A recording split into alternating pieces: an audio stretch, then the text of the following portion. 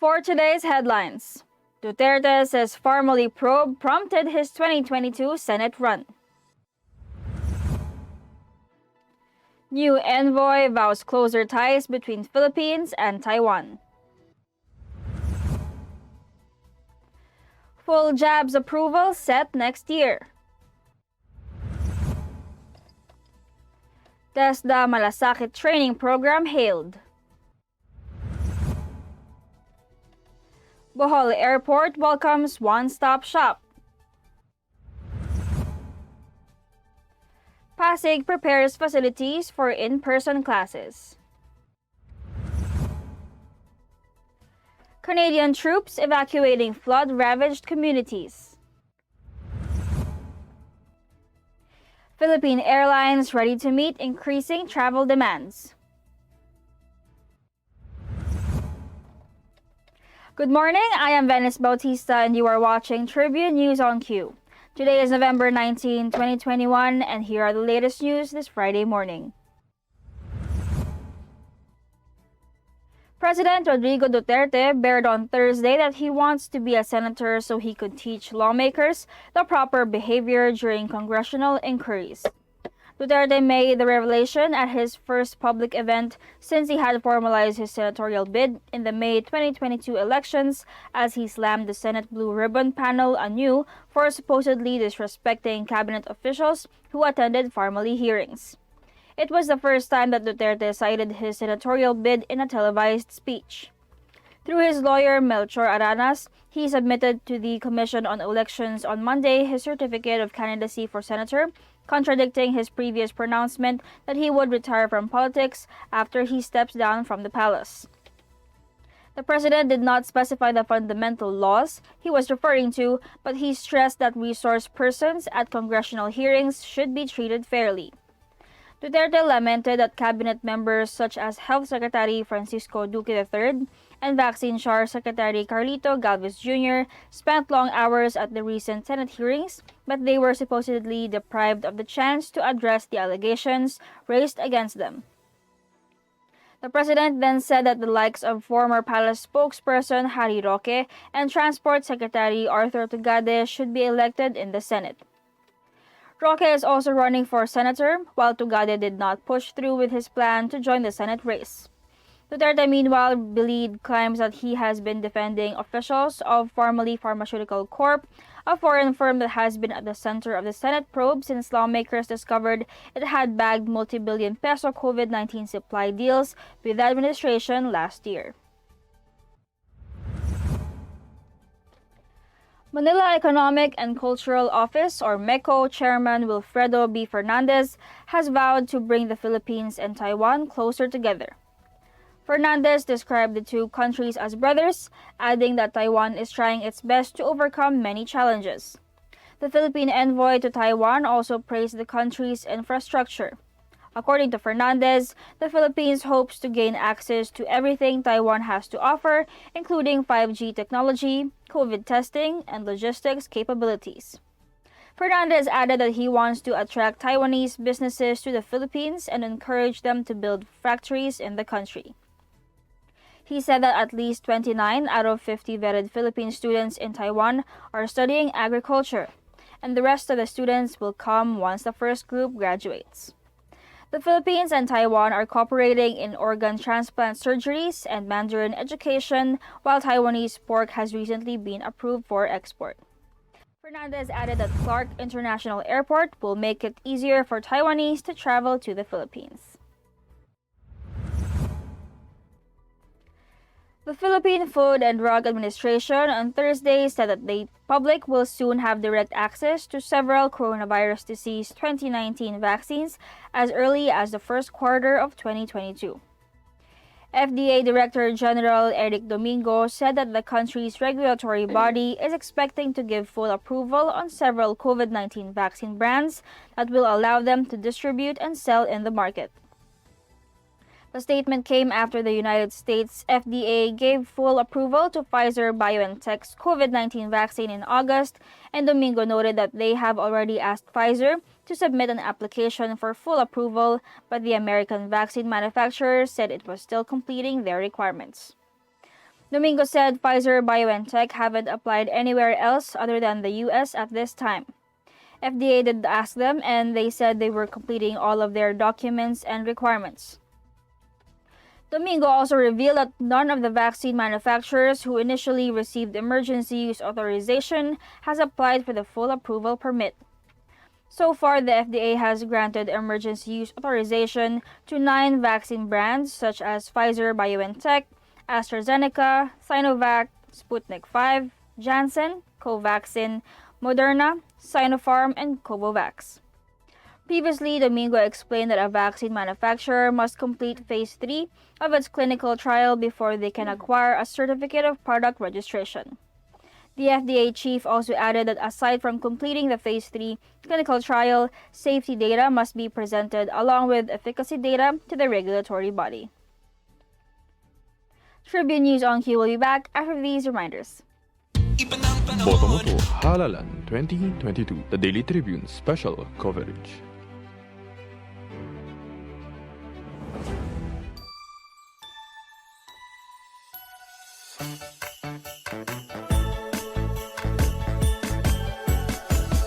Chris masaya, pagsama-sama.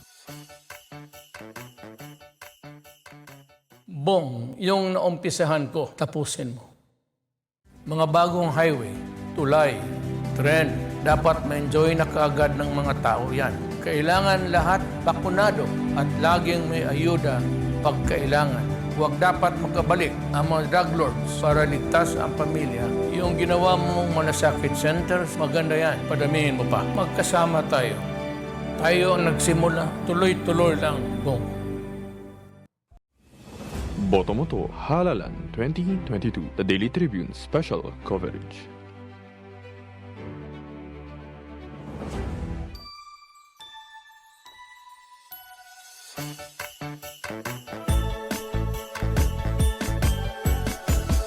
Chris masaya, pagsama-sama.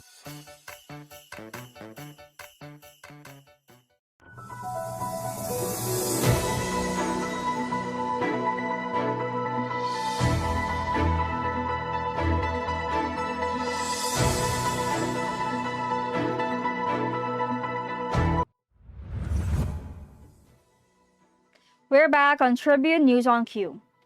Senator Christopher Bongo extended his warm congratulations to the Technical Education and Skills Development Authority, or TESDA, for the successful launch of the Malasakit training program in an online ceremony held on Wednesday. The event marks the first day of training for the first 500 beneficiaries of the program, which aims to give displaced and other unemployed workers opportunities to develop new skills, improve job prospects, and kickstart careers. In his message, the lawmaker discussed the importance of the program in light of the economic slowdown caused by the COVID-19 pandemic.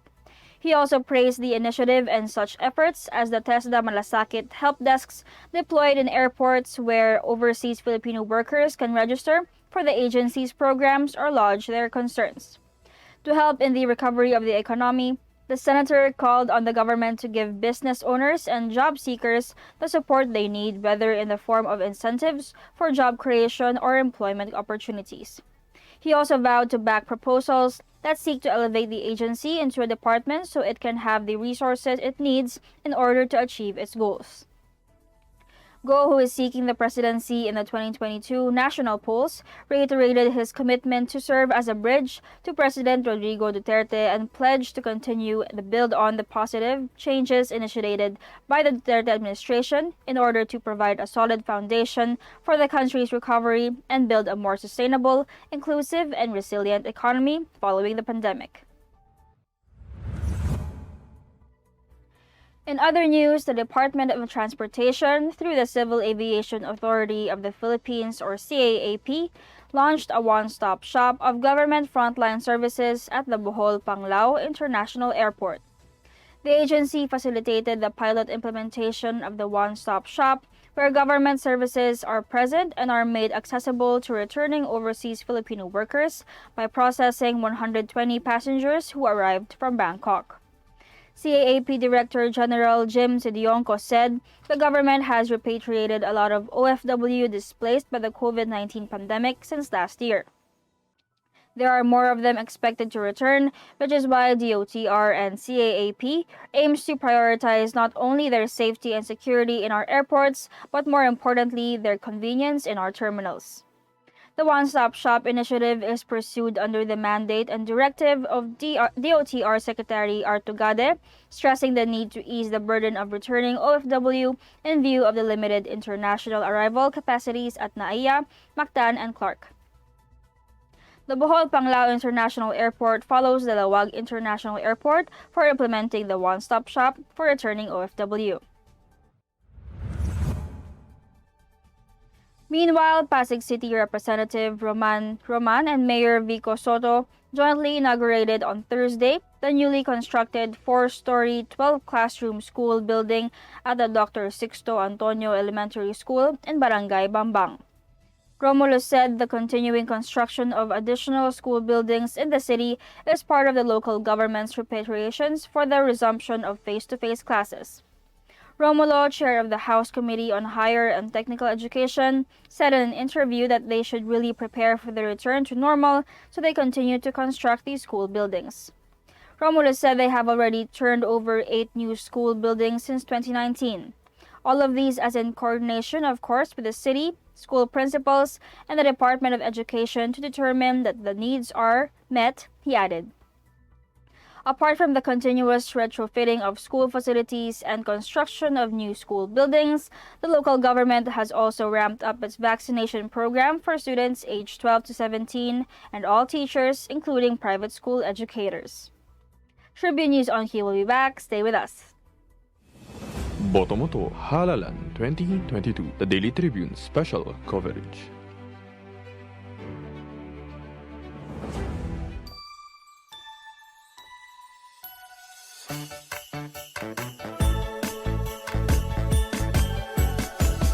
Chris masaya, pagsama-sama.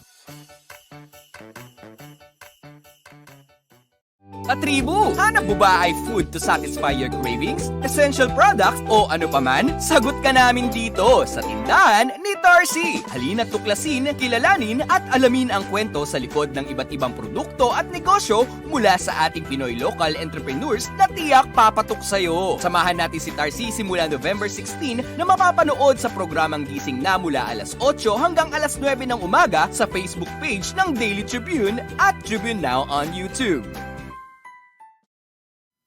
Makinig at makisali sa usapan every Friday night at 6 p.m. sa iSpeak Katribo Podcast. Samahan sina Daniel at Alvin na pag-usapan ang mga relevant topic na tiyak kakarelatean nyo mga katribo. At pagdating ng Sunday at 7 p.m., Speak Your Mind with our iSpeak program na sasagot sa mga tanong regarding the latest and relevant issues sa paligid natin. I-like at i-follow nyo ang Daily Tribune Facebook page at Tribune Now on YouTube para updated ka sa mga latest episode namin mga katribo.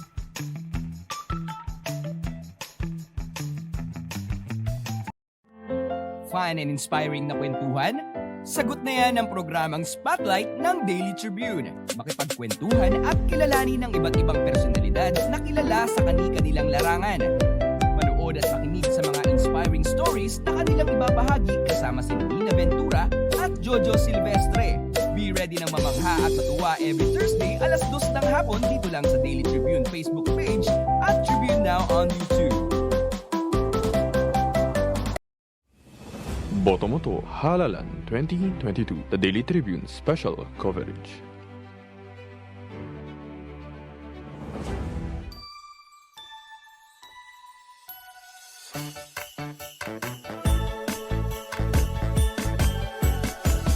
Chris masaya, pagsama-sama.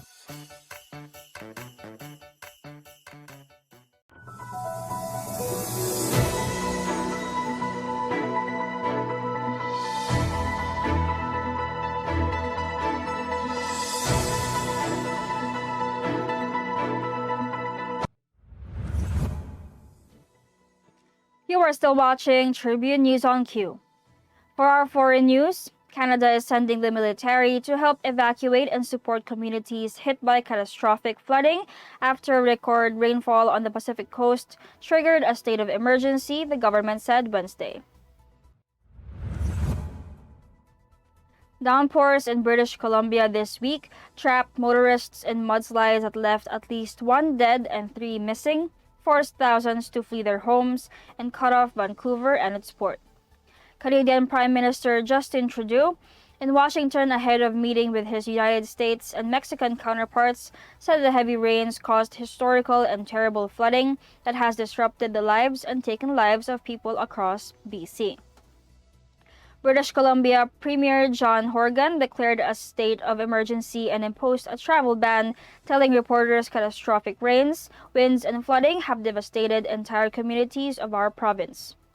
This week's extreme weather comes after British Columbia suffered record-high summer temperatures that killed more than 500 people, as well as wildfires that destroyed a town. As a response to the increasing travel demands, the Philippine Airlines prepared extra measures to ensure that the passengers' needs are met, according to the Philippine Airlines spokesperson, Shelo Villanueva.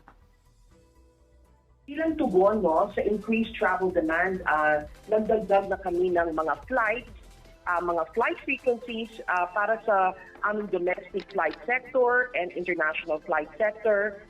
In fact, meron po tayong good news kasi sa kasalukuyan, umaabot na sa average 120 flights daily, 120 flights kada araw, international and domestic flights combined dahil sa increase in traffic. Going back to the Philippine Airlines efforts, they ensure that their ground staff and support teams are enough to meet the travel demands, the arrival of passengers, and to assist them in every phase of the flight. The deployment of their flight crew is already planned ahead of time to ensure that flights in December, their peak season, will be taken care of smoothly. The Phl management continues to cooperate with the IATF Technical Working Group to keep the travel policy simplified for the ease and convenience of their passengers. And that wraps up the stories this morning. Before we go, we would like to thank the following: Mary Kay, the SM Store, Department of Tourism, Araneta Center, MG Motors, Hina Motors, Security Bank, and Overseas Community Affairs Council member Alan Lin of Republic of China for their continued support. Again, this is Venice Bautista on Tribune News on Q, reminding you that we only have 36 days until Christmas.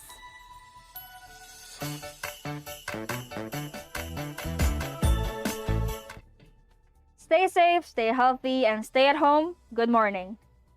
Catch the latest news on our website, tribune.net.ph. Follow us on Facebook, Twitter, and Instagram. Subscribe to our YouTube channel, Tribune Now. Download the Daily Tribune app on Apple Store for iOS and Google Play for Android to get the latest and most comprehensive news online. Daily Tribune invites you to join its Viber community, Katribu, to get updates on the hottest news on politics, business, sports, lifestyle, and entertainment. Emoticons of the Tribune mascot Tarsito are available on our community Viber. Boto mo to Halalan 2022, the Daily Tribune special coverage.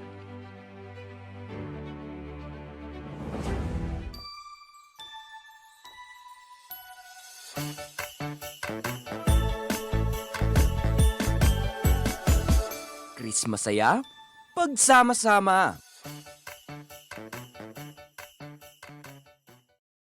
Mga impormasyong direktang makukuha mula sa sources at diretsahang usapan. Yan ang atid namin sa inyo sa programang Straight Talk. Samahan nyo kami sa makabuluhang talakayan live tuwing Martes alas 10 ng umaga sa official Facebook page ng Daily Tribune at Tribune Now on YouTube.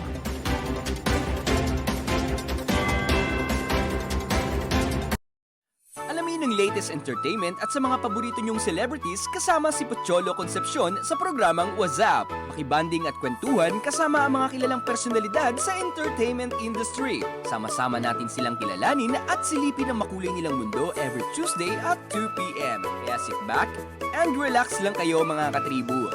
Hanapin at ilike ang Daily Tribune Facebook page at Tribune Now on YouTube. Dahil sagot na namin ang masayang kwentuhan dito lang sa What's Up.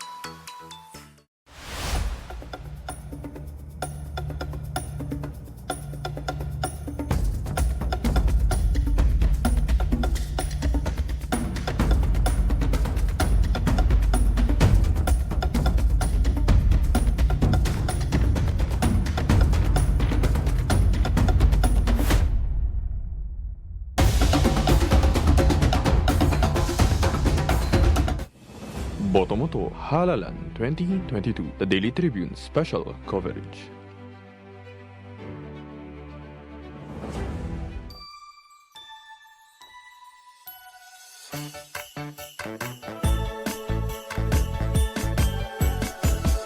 Chris masaya, pagsama-sama.